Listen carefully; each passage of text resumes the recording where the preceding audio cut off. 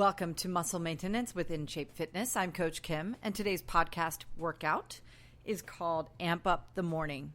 I have discussions with every single one of my clients about the motivation it takes to get out of the bed and do something, anything to activate the body, aside from having a cup of coffee or a cup of tea and moving as quickly as you possibly can from bed to shower to out the door to the first thing in your schedule.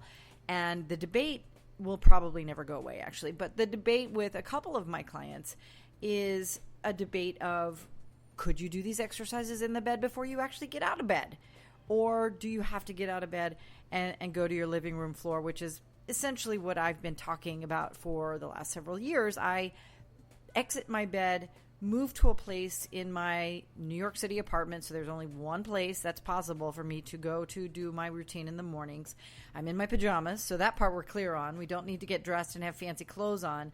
But I go to this space in my living room and proceed through about a 10-minute movement routine that is equipment free. It doesn't require shoes, and it isn't really anything fancy. It is just a number of exercises that activate the entire body and get me going before I have the cup of coffee and then race out of the house for the first thing on my schedule. Some of my other clients actually do this routine in bed. So I decided to do an exercise regimen today that doesn't require that you stand up. It is completely on your back or facing down. And so it can be done on the bed, or it could be done on the floor, on a mat, or wherever. So the point is that you don't need to do anything other than wake up and then start moving. And these are really simple. Again, these are not exercises. This is not a routine for your beach body. This is not a routine that's going to help you drop 20 pounds, but it is valid. And do you know why it's valid? It is valid because all of those beach body routines, the hardcore, the HIIT workouts, all the spin, cycle, fancy studio stuff that you think you need to do a couple times a week, you're not really doing them a couple of times a week. First of all, that we know is clear, right? We know that people don't adhere to the recommendations that have been set forth for us in terms of maintaining our body natural, or sort of our body's ideal weight, or losing to get to that point. But more than that, we know that you don't move enough on the days that you don't exercise. So being able to do something to motivate the body or activate the body is really, really important. And it just doesn't take all that much movement. All right, so here's what we're going to do. You're going to lie down on the floor. I normally start with a postural systems check. We're not even going to do that. We're 3 minutes in. So if you go back to the podcast later and you want to just listen to the workout part of it, go to the 3-minute mark, or 3:30 even minute mark, since that's where we are now. All right, so you're lying on the floor. Your face up. Your hands are beside your body, palms down for now, though we're going to do a couple of things that might require you to stick your hands up underneath your lower back for stability. The first move is a move with your feet in the air, your legs in the air. So you lift your feet up off the bed from a bent knee position. And this is called the astronaut launch position, though my 91-year-old client renames everything. He's decided that he wants to call this Fred Astaire. So you're lying in the bed, you're looking at your ceiling, your knees are, your upper thighs are vertical. You make a 90-degree angle at your hips, and then your feet are also at a 90-degree angle with your thighs. Okay, so two 90-degree angles. Now the Fred Astaire, you keep both feet elevated at this stable place. You should feel your lower tummy muscles engage, and this is why it's so great for you in the morning, because you've got to move in the morning to get to your first thing in the schedule and then everything else after that.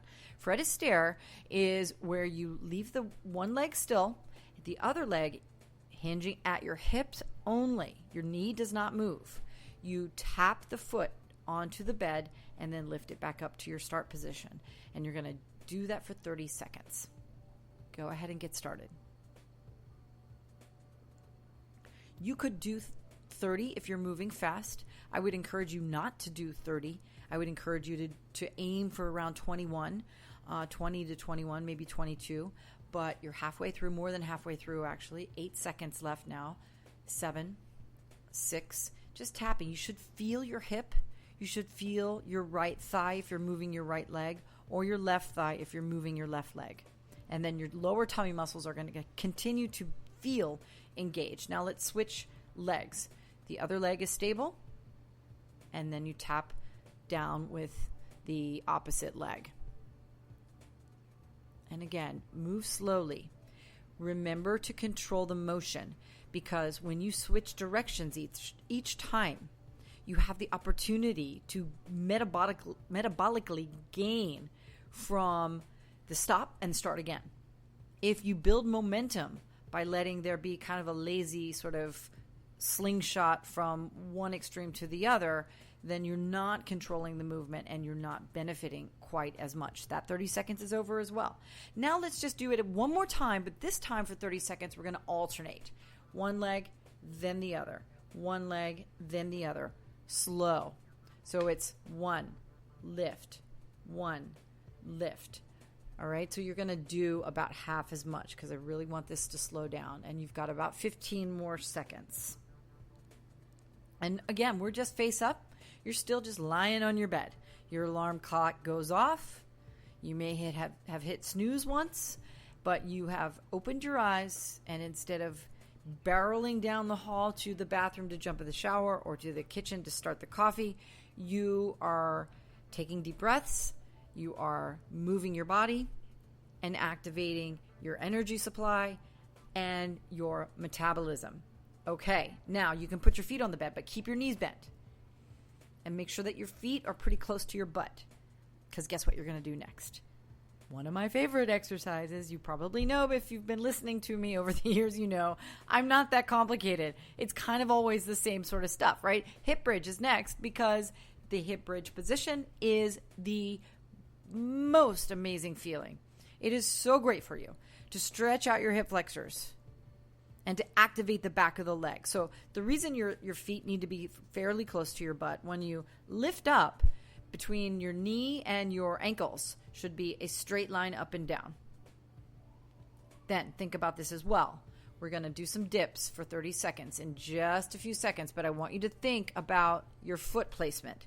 Your toes should not turn out. You want parallel feet, and you want to keep your toes down. Now, depending on how soft your mattress is, or maybe you're on the floor, so it doesn't matter, but you just want to make sure that your feet are flat, that you're distributing your effort, your energy, from the heel to your toes as equally as possible. So your feet stay flat.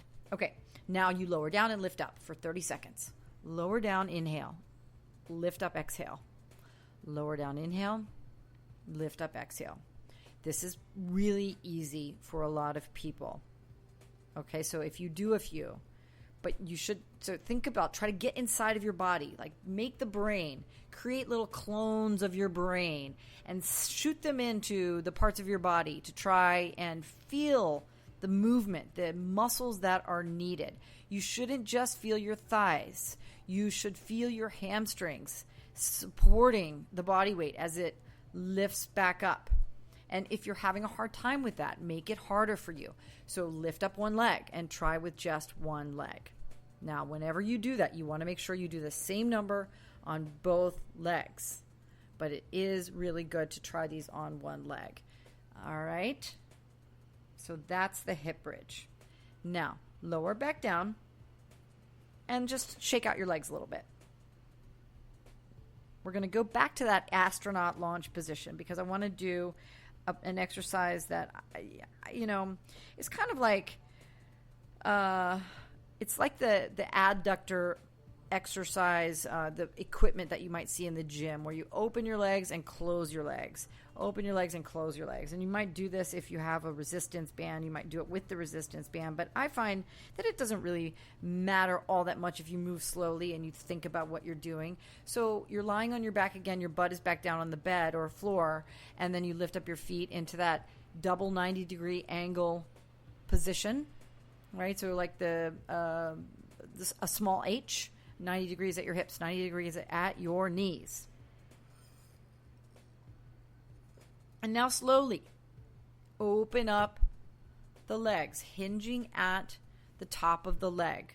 Open and then slowly close. When you close, think about your inner thigh. Squeeze your legs together and then open your legs back up. And then squeeze your legs together and then open back up. My 91-year-old client calls this the wah-wah.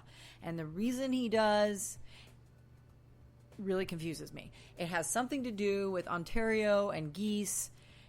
I don't know. Anyway, a town called Wawa in Canada. So there you go. I know my 91-year-old client and I are working on writing like a sequence and a little bit of a small sort of a pamphlet, not really a book, but a pamphlet on the workouts that he does at 91 years old, because he's such a character. And so you'll have to get in touch with me if you're interested in this. This is one of the exercises. I crack up every time we talk about it because it's just so funny.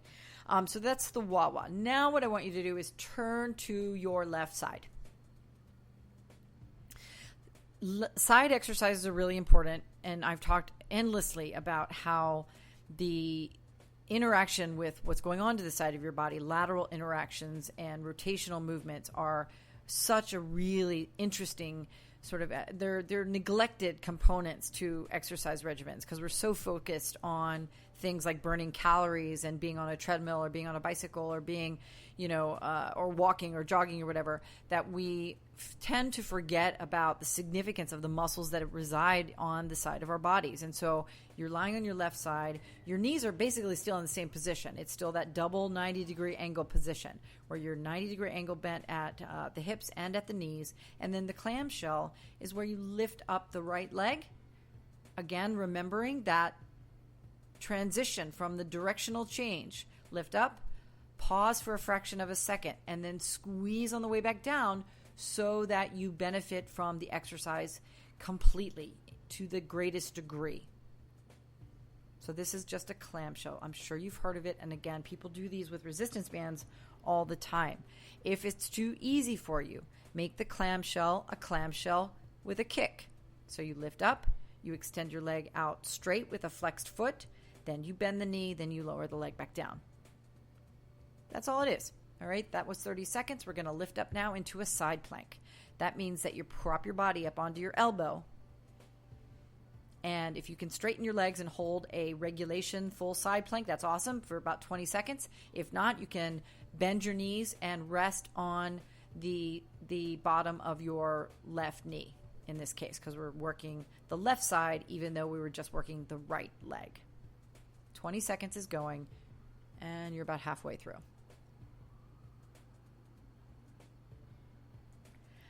Again, many of the workouts that I do in the AM Muscle Maintenance show are really short, really sort of concentrated movements. And this particular exercise regimen is, again, about activating the core, the hips and the butt and your legs so that you can proceed through your day with the greatest amount of efficiency, energy, and metabolic burn. You will not lose weight by doing this exercise regimen. I want to be clear about that. It is not a ripped abs, sculpted shoulders, squeeze yourself into the tightest jeans possible kind of workout. This is about function. It's about getting shit done that you need to get done in your life.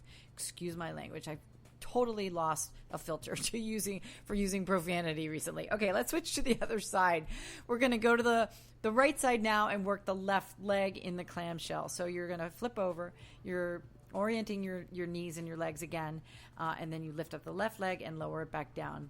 Now, if you're right-handed, this might be slightly harder because you have a weaker left leg than your right leg. But you're lifting up and lowering down, being mindful of that change in direction, keeping your tummy muscles pulled in. And for about 5 more seconds, if you need to or can, add the kick. That's great. Remember just to make sure that the foot is flexed and that you are straightening the leg completely. And then go ahead now and transition to that side plank. I want to turn you over, get you into an actual plank, And then we're going to finish up with a downward dog, which is okay on the bed. I do them on my bed sometimes. And then a child's pose for a back stretch before you are off and seriously on the run, as I am about to do as well. So go ahead and finish up that side plank, and then turn your body over and position yourself into a forearm, so a low forearm plank with your elbows and shoulders lined up vertically, and then resting on the balls of your feet and your toes. Or if you cannot hold a plank for 30 seconds, your time is going, by the way, you can lower to your knees and shorten the lever. That's all it is. A knee plank or a modified plank is a plank. It's just slightly easier. So it's far better to hold 30 seconds in the easier plank than to hold the regulation or the sort of full Monty and then drop to your tummy 10 seconds in. I promise you. No big deal. All right? Time is up. Shift your body into child's pose. The 91-year-old client calls this exercise, or this stretch rather, the hedgehog, because he believes children don't lie down this way. So just take 2-3 deep breaths in child's pose or hedgehog, and then we're going to lift up into downward facing dog. And again, downward facing dog on the bed, not the greatest thing in the world, particularly because you're going to mash the heel of your hand into your mattress probably, and that's not necessarily all that good for you. But downward facing dog, maybe next to your bed, is a good option, or if you're on your floor, or just remain in child's pose for a little bit more of a stretch and then turn over and extend your legs out. The reason I like doing downward dog is to stretch out the hamstrings a little bit. So now that we've worked the legs a little bit, we're going to try to stretch the legs a little bit, because the back of your leg, if you mostly work at a desk, and your hip flexors, those two muscle groups are, they're just the sad part of your body that we're always trying to rectify. And if you can add some of these regular efforts into your day throughout your week, thread them, or maybe even thread them into the regular part of your day while you're at work, you're going to feel your body working fundamentally better, and you're therefore going to feel like you can do more. And maybe, just maybe, that will get you back out into doing the kinds of recreational things that really make you, bring happiness to your life and help you feel good about yourself. I'm Kim from In Shape Fitness, and I will be back next week with another new podcast workout. I will be talking later this week about a fitness concept related to lateral multidimensional movements, lateral and rotational movements. I'm going to be talking a little bit about fencing and some stories about fencing through the ages. So have a great rest of the day. I will see you again soon.